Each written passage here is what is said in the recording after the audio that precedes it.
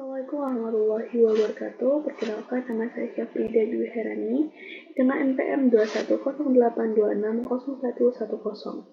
Di sini saya akan menjelaskan salah satu materi dari blok muskuloskeletal mengenai fraktur.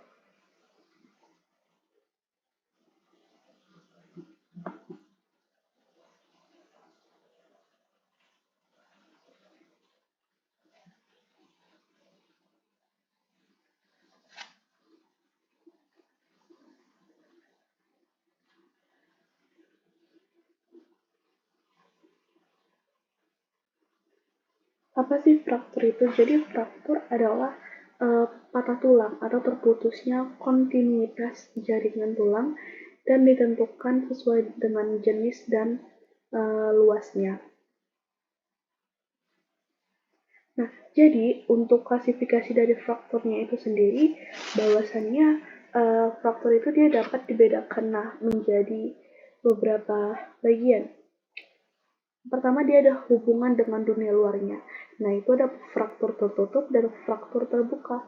Bedanya apa? Nah, kalau misalnya fraktur tertutup itu dia tidak ada bone exposed ataupun tidak ada kayak luka terbuka. Jadi dia hanya sekedar patah tulang aja. Nah, tapi kalau misalnya fraktur terbuka, dia nampak bone-nya itu ataupun tulangnya itu keluar dari kulit gitu, atau disebut sebagai bone exposed. Nah, jadi untuk klasifikasi dari fraktur terbuka itu dia ada beberapa bagian. Yang pertama dia ada grade 1, grade 2, grade 3A, 3B, dan 3C. Perbedaannya apa? Nah, jadi untuk grade pertama, lukanya itu dia bersih dan panjangnya itu kurang dari 1 cm aja. Sedangkan kalau misalnya dia tipe 2, panjang lukanya itu dia lebih dari 1 cm, dia memang ada kerusakan jaringan, tetapi dia nggak luas.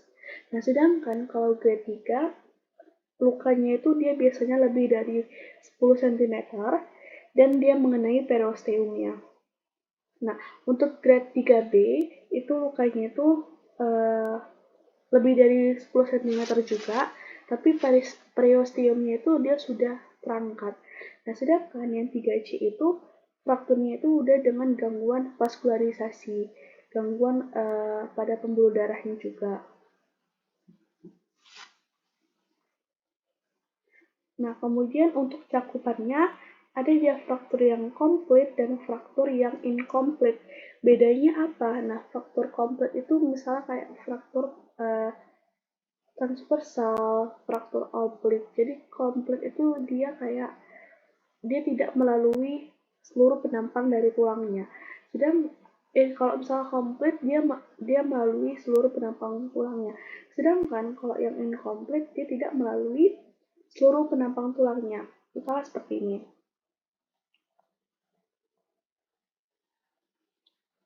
Jadi kan salah satu contoh fraktur komplit adalah fraktur yang transversal.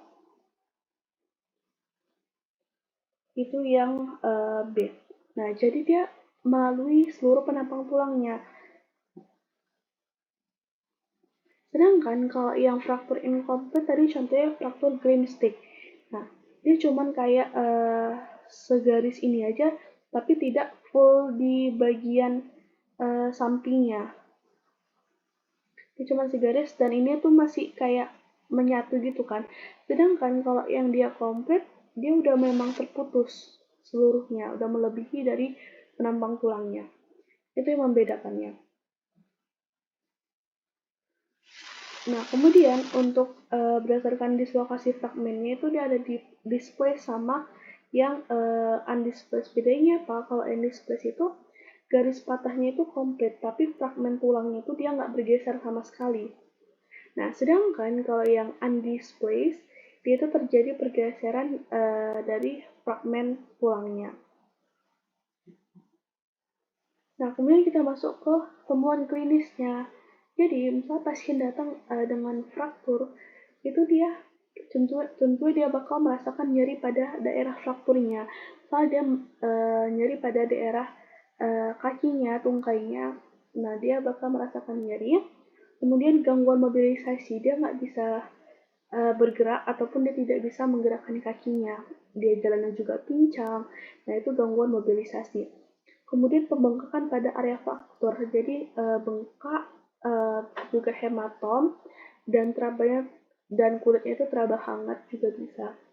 Kemudian dilihat ada nggak perdarahan aktif atau tidak. Kalau misalnya dia ada perdarahan aktif, biasanya itu faktor terbuka.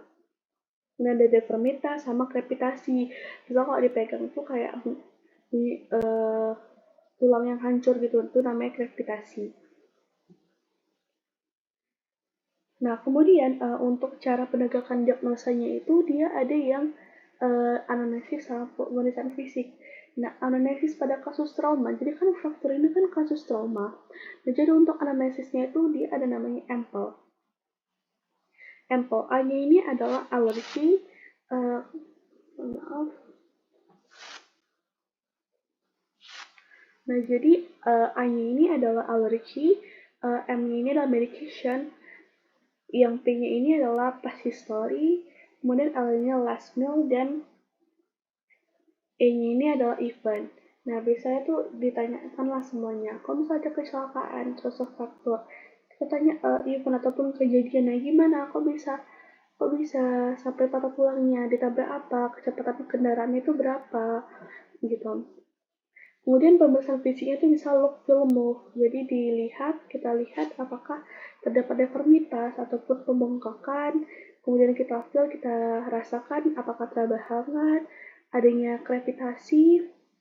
Kemudian move, kayak kita suruh pasiennya untuk menggerakkan yang tempat terjadi fraktur, misalnya di bagian tungkai ya, coba digerakkan, apakah bisa. Kalau pasien tidak bisa menggerakkannya, itu ada gangguan dari mobilisasinya. Kemudian bisa juga dicek neurovaskular distal dari si pasiennya. So, kalau pada tungkai itu di tibialis posterior, nervus tibialis posteriornya juga bisa. Nah, kemudian untuk pemeriksaan penunjang itu dia X-ray. Nah, X-ray-nya ini tuh harus memenuhi beberapa poin, misalnya kayak to view, to joint, to limbs, to injury, sama to occasion. Misalnya kalau to view tuh kayak harus buat dua koreksi, misalnya kayak AP dengan lateral. Nah, kalau to joint itu dia persendian proksimal sama distalnya. Distal pada tulangnya itu juga harus terlihat, yang mengalami fraktur itu juga harus terlihat. Kemudian to limbs, jadi kayak anggota gerak yang sehat itu juga harus difoto untuk dilakukan perbandingan. Kemudian to injury, jadi pada bagian tubuh yang lainnya selain di tempat fraktur itu juga harus difoto untuk dilihat ada nggak cedera. Kemudian ada to occasion. Nah, to occasion ini tuh kayak misalnya harus pembuatan foto ronsen ulang setelah setelah beberapa minggu gitu, untuk melihat ada nggak lesi di tempat yang lain. Nah, kemudian untuk treatmentnya bagaimana? Kalau misalnya dia ada perdarahan aktif tuh, dia harus dibebat tekan biar perdarahannya itu juga berhenti.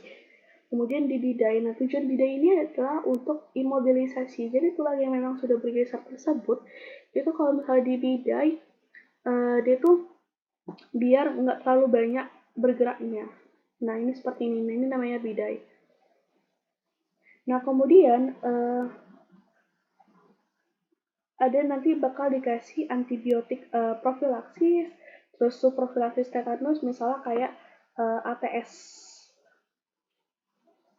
Ini ATS 1500, kemudian HTIG ini 250, sama dikasih analgetik untuk anti nyerinya. Dan biasanya pada pasien fraktur ini dia bakal dirujuk ke spesialis ortopedi untuk dilakukan reduksi. Mungkin itu saja yang dapat saya sampaikan terkait materi fraktur. Berikut adalah referensi yang saya gunakan untuk pembuatan mind map. Terima kasih, saya ucapkan wassalamualaikum warahmatullahi wabarakatuh.